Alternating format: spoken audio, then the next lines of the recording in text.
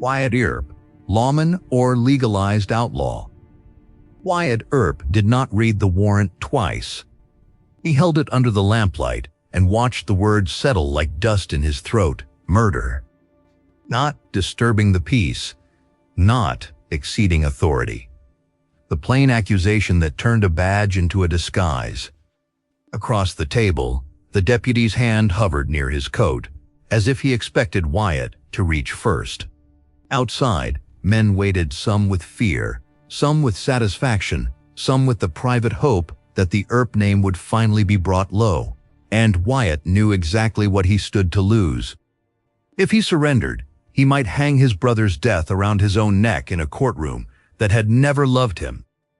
If he fled, he would confirm what his enemies had said from the beginning, that his badge had been nothing more than a license. The deputy cleared his throat. "You still a lawman, Wyatt?" Wyatt did not answer. He only looked at the paper again, then at the empty chair beside him, where his brother Morgan should have been. And the question that would follow him for the rest of his life rose, sharp and unavoidable. Was Wyatt Earp the kind of man who carried the law, or the kind of man who used it? The badge that never stayed put.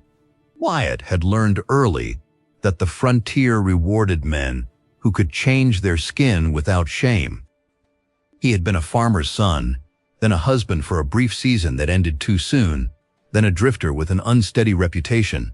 He had worn honest work like a borrowed coat, useful, but never quite fitted. And when he took up law work, it was not because he loved rules. It was because rules gave a man leverage. In the boom towns, law was a thin plank laid over a deep pit. It held only when enough people agreed it should. The rest of the time, it belonged to whoever stood tallest in the street and spoke with the most certainty. Wyatt had stood in that street before, first as a working man, then as a gambler, then as an officer. He had seen how quickly a crowd could turn. He had also learned a colder lesson. When trouble came, most decent men wanted it handled fast and did not ask too many questions about how. That was how a man like Wyatt Earp could become necessary. And that necessity was its own kind of temptation. Because once people thanked you for ending fear, it became too easy to believe that whatever you did to end it was justified. Wyatt told himself he was not like the outlaws. Outlaws took what they wanted and called it fate. He took what he needed and called it duty. But the line between those two words could vanish in a single night. Tombstone, where reputation arrived before you did. Tombstone did not greet men kindly, it measured them. The town was new, hungry, loud with money, that did not yet know how to behave. Prospectors spilled out of saloons like arguments. Every business wanted protection, every man wanted to be seen, and every faction wanted the law to lean in its direction. Wyatt arrived with his brothers and found a place that felt familiar, a town pretending it was civilized while keeping one boot in the mud. Virgil, older and steadier, wore authority more naturally. He became the town's chief officer. Wyatt stayed close enough to help, close enough to benefit, close enough to be blamed. Opposite them stood men the town called cowboys. Some were smugglers, some were thieves, some were simply dangerous because they traveled in groups and resented being told no. They did not want Tombstone to become orderly. Order meant limits. Ike Clanton was not the most capable among them, but he was loud, and loudness often passed for power. His threats did not always carry skill, but they carried something else: permission. The kind of permission that made lesser men bolder. For weeks the tension thickened. Arrests led to grudges. Fines led to threats. Threats led to men walking the street with their pride held forward like a weapon. And then came the day when talk could no longer hold it back. 30 seconds that lasted forever. When Wyatt stepped toward the narrow lot near the OK Corral, he was not walking into legend. He was walking into a decision that had been delayed too long. The town's rule was plain enough. No carrying arms openly within certain limits. But the rule had been enforced unevenly, and everyone knew it. Some men were searched. Others were not. Some were disarmed. Others were merely warned. And now the cowboys stood there armed and defiant, daring the town's law to prove it meant what it said. Virgil moved first, determined to disarm them and end the standoff without further humiliation. Wyatt was beside him. Doc Holliday was there, too, sharp-eyed, sickly, and faithful in the dangerous way only certain men can be faithful. What happened next was quick and irreversible. Shots split the moment. Men staggered back. The world narrowed to decision and consequence. When it ended, the cowboys lay broken in a way no argument could repair. Wyatt survived. His brothers survived. But survival did not bring peace. It brought scrutiny. Within hours, the town was dividing itself into two familiar religions. Those who believed the law had finally stood up, and those who believed the law had just committed a respectable crime. And Wyatt felt the ground shift beneath his feet. Because if the gunfight was judged lawful, he would be a defender of order. If it was judged murder, he would be a badge-wearing outlaw. Either way, men had died. Either way, Tombstone would demand a price. The hearing, where truth is whatever survives. The courtroom did not smell like justice. It smelled like sweat and paper and men, pretending not to be afraid. Witnesses spoke. Lawyers argued. Every sentence had a hook in it. A man's word could be stretched, twisted, or made to disappear depending on who was listening. Wyatt testified. He told the story as he needed it to be told. An attempt to disarm armed men, a moment that exploded into violence, a response that saved lives. He did not say that fear had been present. He did not say that anger had sharpened his hand. He did not say that some part of him, quiet and dangerous, had wanted the cowboys to finally pay for all their threats. He gave the court the cleanest version of himself, and for a time, it worked. The judge ruled that the lawmen had acted within their authority. The Earps walked out free. In town, some men cheered, others spat, and a new idea settled into the streets like poison. If the law could kill and be cleared, then the law was not a shield. It was a weapon. Wyatt began to sense something darker. The badge did not end conflict. It only changed the manner in which conflict was fought. And if your enemies could not defeat you in the street, they could bleed you slowly in the shadows. He slept with his attention sharpened. He watched doors. He counted footsteps. He waited for the retaliation that every frontier town promised eventually. And it came not as a duel, but as an ambush. When the badge failed to protect its own, Virgil was shot in the dark and lived, but lived changed. The attack did not feel like a crime against one man. It felt like a statement to the entire town.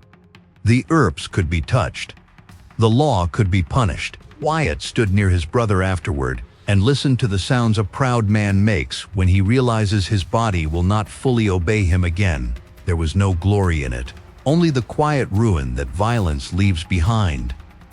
Tombstone continued, as towns always did. Saloons stayed open. Deals continued. Men who had promised revenge drank side by side with men who pretended not to hear. And Wyatt began to notice how loneliness grows around a lawman. A lawman can do everything right and still be hated for it. He can spare a man and be called weak. He can strike a man and be called a murderer.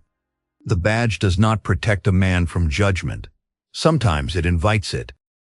Wyatt's enemies watched him. His friends advised caution.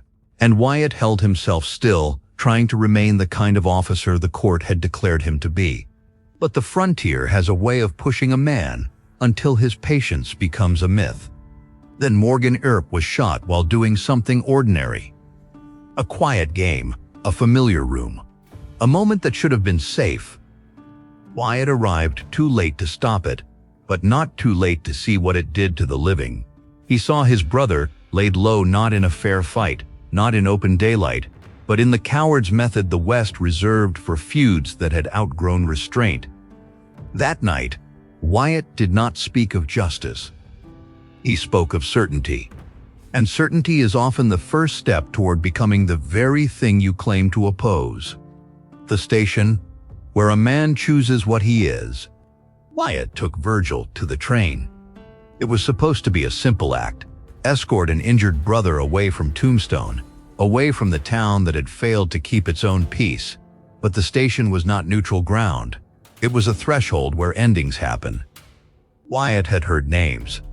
He had heard rumors. He had been told who waited in the dark.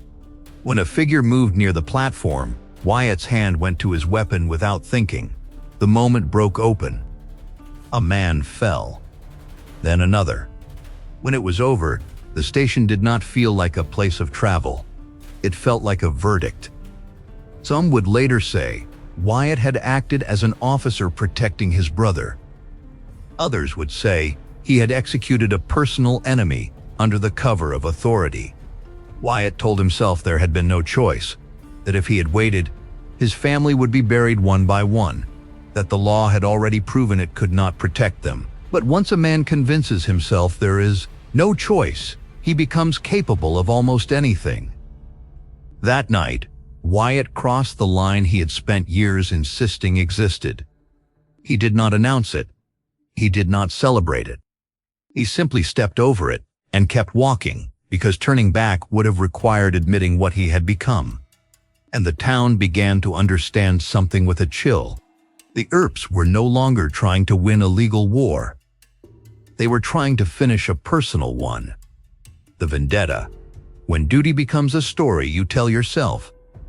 Wyatt assembled men who were loyal to him, not necessarily loyal to the law. He claimed authority. He spoke of warrants and justice. Yet the rhythm of his movement was not the rhythm of court procedure. It was the rhythm of pursuit. They rode out after suspects, men tied by evidence, by rumor, by reputation, to the attacks on Virgil and Morgan. In the hard country outside Tombstone, there were no juries, only decisions made at distance and carried out fast. Wyatt's posse found men. Confrontations happened. Some suspects did not return. Wyatt did not describe those days with pride. He described them with a kind of grim necessity, as if he were explaining to the world and to himself that he had become the only kind of justice the frontier would allow. But every act of necessary violence bends a man.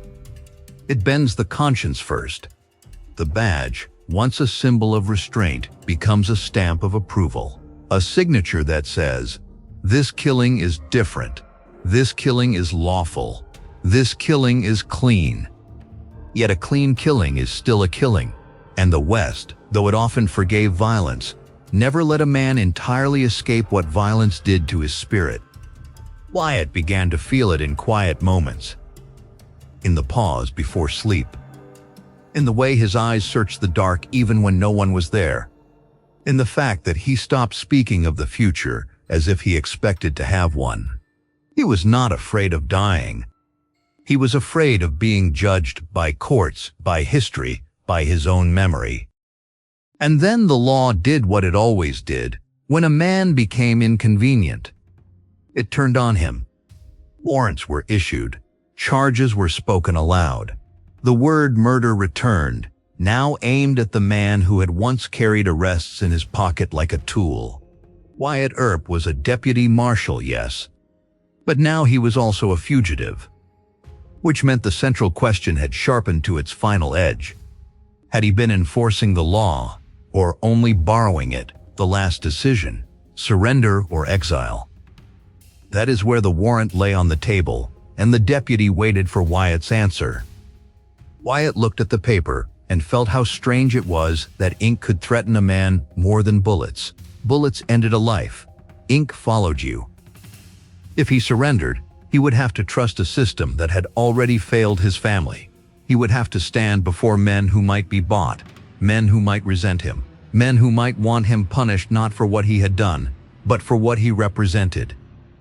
If he fled, he would abandon the very principle he claimed to serve.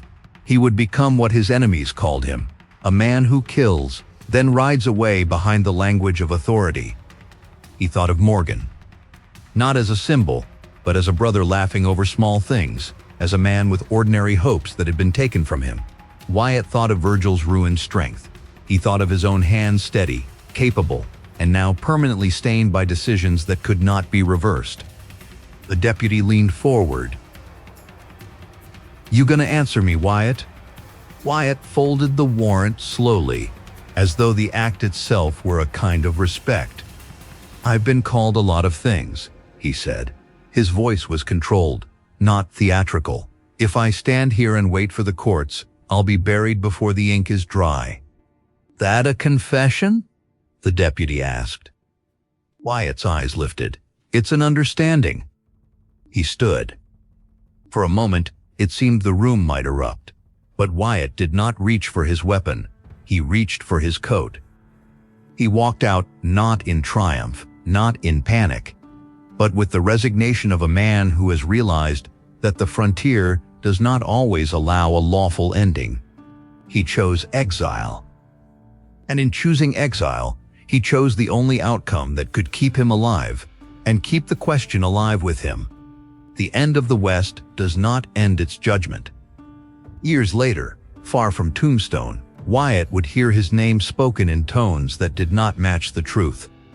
Some called him a fearless marshal, the very shape of frontier justice.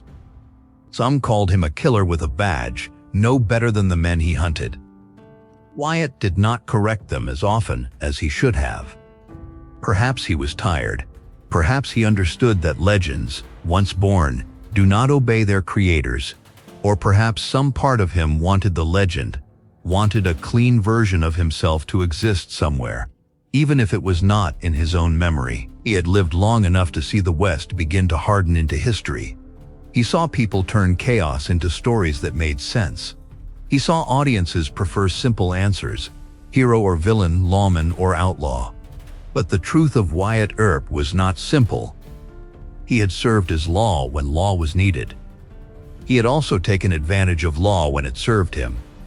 He had stood against men who preyed on towns. He had also used the power of his position to settle a private war. He had been both disciplined and reckless, both protective and ruthless. The frontier did not shape perfect men. It shaped men who survived, and survival, on that edge of civilization, often required moral compromises that looked unforgivable from a safer distance. In the end, the question resolves not as a verdict, but as a human accounting. Wyatt Earp was a lawman when he restrained himself for the public good. He became a legalized outlaw when grief and loyalty replaced restraint, and the badge became permission instead of responsibility. The West did not crown him one thing. It made him both. And it charged him dearly, because justice on the frontier was never free. It was paid for in brothers, in marriages strained by fear, in nights that could not be slept through, in towns that learned too late that violence does not vanish when the good men win. It merely changes uniforms. Wyatt Earp lived long enough to escape Tombstone, but no man ever truly escaped what he did there. Not if he remembered.